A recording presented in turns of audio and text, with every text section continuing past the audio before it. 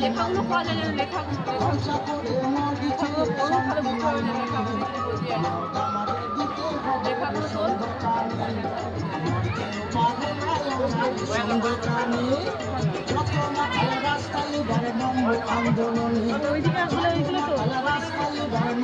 আন্দোলনে আমাদের দিতে হবে সন্ধ্যাকানি পাবো না আমরা সন্ধ্যাকানি আমাদের দিতে হবে সন্ধ্যাকানি পাবো না আমরা